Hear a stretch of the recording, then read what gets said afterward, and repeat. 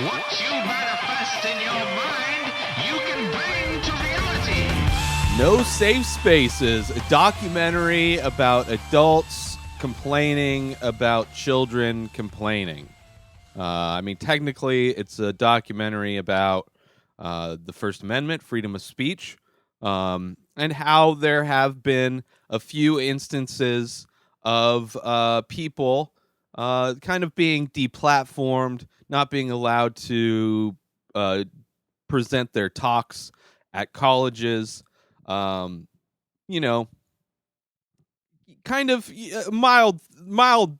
There's a mild difference between that and the government starting to arrest people for saying the wrong thing. Which that's something that would be a little bit scarier than kids not wanting Milo Yiannopoulos to speak at their college. But yeah, so. Which, when all that stuff happened, every podcast had all the different people that were involved, kind of on both ends with this, or at least on the people that had been losing their ability to do these speeches. I've been on all the podcasts, and the podcasts are basically just adults complaining about kids complaining, but that's kind of what kids do, man. Especially in college, protesting and using your voice is kind of something that's always happened. The documentary even tries to use that. This is very much like a right-wing kind of a documentary in a lot of ways, even though it's trying to be non-biased. It's hosted by Adam Carolla and Dennis Prager. I guess they do a speaking tour that's also called No Safe Spaces. I used to follow Adam Carolla early on when he started doing his podcast, but he's a little bit too right-wingy for me. Little bit too right-wingy, or what is it called now? Libertarian, maybe. He might categorize himself. But yeah, it's a little bit too much. So anyway, and there's a few, like, early on, like in the beginning of this documentary, kind of to introduce who Adam Carolla and Dennis Prager are. Adam Carolla, one of the things, there's like some animation in this documentary. One of the things, he's like, white privilege doesn't exist, right? Because Adam Carolla is white and he grew up poor, right? Because poverty is the equivalent to being another race, according to Adam Carolla. Like, if you are of another color, then you're most likely poor, and being poor is what he thinks is people are confusing for white privilege. Not that, the real white privilege where it's like you go into a grocery store and the managers aren't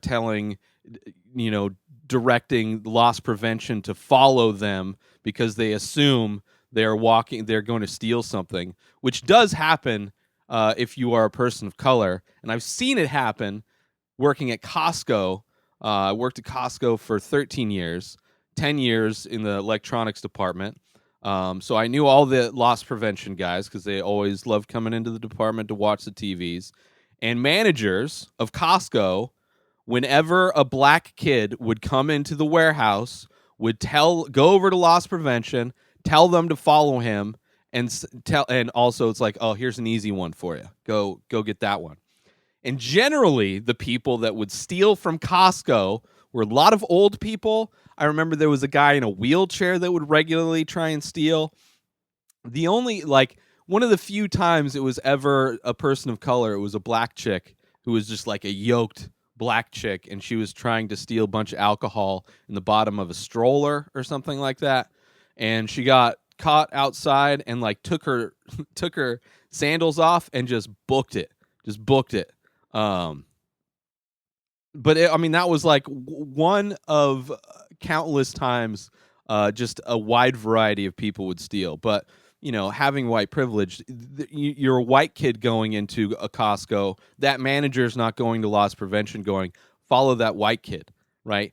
White kids aren't, like, Adam Carolla wasn't as growing up in the difficult times of being poor. Like, he talks shit about his mom's, like, oh, welfare's stupid because my mom was on welfare and she was lazy. Like, his mom is the example for every single person on welfare. Like it's just a very narrow. It's a very narrow life experience to be judging billions of people. Um, so whatever. So like Adam Carolla, like if you work hard and get into the entertainment industry, which it's showing Adam's like career. It's like, oh, I used to work labor jobs and it really sucked and I was poor and I was, working my ass off and all this stuff. And then, I got in the entertainment industry and, life is good. So there is no white privilege. But anyway, so the documentary focuses, and also David Prager, he tries really hard. Adam tries really hard to make David Prager seem like he's the other side of the coin, like he's the liberal side of the coin, which from what it sounded like, I think he's probably a lot more right wing, even though he's a Jewish fellow. But this documentary, it doesn't show any of it's all out of context reactions. So it never explains why these college students are angry and protesting people coming to their school. None of towards the end of the documentary, it kind of shows the other side of how just the reactions are a little bit overdone. But what it doesn't take into effect that this is an anti-protest documentary. Like part of freedom of speech is the ability to protest something, which those kids were doing.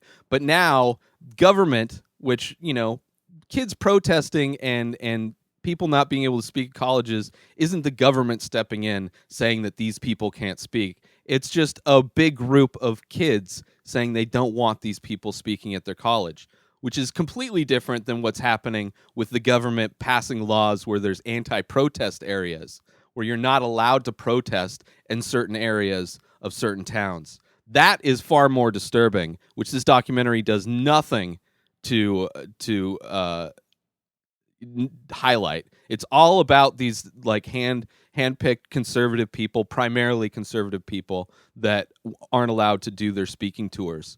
There are a few like teachers, and there's things from like the Evergreen College, and it's like, yeah, okay, like the most liberal college has like this crazy ideas, but they're college kids, right? That's what college kids do. At the end it like and at the end of this film, right, it shows that all of the people that were wronged are now like they sued the colleges and they won all of their lawsuits and everything's fine. So it's like in the end the people that weren't able to speak ended up getting paid, and now there's laws that you can't protest. So it's like, congratulations, right wingers. You tried to you successfully used the First Amendment to basically limit the freedoms we used to have with the First Amendment. Now we can't protest because you don't want like people disagreeing with your shit. It's like, that's why we live in a free country, is so people can disagree with your shit. Like people can stand outside of abortion clinics and spout whatever they want to do, as long as they're not physically doing it, and it's okay for somebody to be angry at them, right? It's okay. Like if it goes too far and there's riots, that's a different thing. But as far as peaceful protest, like you're trying to eliminate peaceful protest so that you can get your viewpoint to as many people as possible on your tour. And instead of like taking your show out of the college and just into a theater that's next, like you could just do theater shows, and all of those college kids can still come to that theater show. It doesn't have to necessarily be on campus. It's just like it's a documentary that I believe in protecting the First Amendment as an artist, as somebody that creates content like that. That's a freedom that you get in this country, where I don't have to get approval for the things that I create from the government. But so I agree on that level, but it's like manipulated the idea of freedom of speech to be like, you're not allowed to get angry at us because we say offensive shit. That's what the whole documentary is about. But it was interesting. It wasn't completely horrible, but it was interesting. But it's just like, if you know what's going on, you could see that it's highly manipulative how everything's kind of laid out in no safe spaces. So go watch it if you want, but it's not a great documentary. And Adam Carolla needs to reclassify what race is versus social or income status. And just try and it's like your experience isn't universal, Adam. All right, people live all kinds of different lives, and whatever. But that's it for this episode. New episodes of The Ray Taylor Show come out every single day. Subscribe on IGTV, YouTube, and everywhere else podcasts are found. Go buy my artwork over at inspireddisorder.com and save 25% when you use coupon code RTS. Follow me on social media at Ray Taylor. Have a wonderful day. Peace out!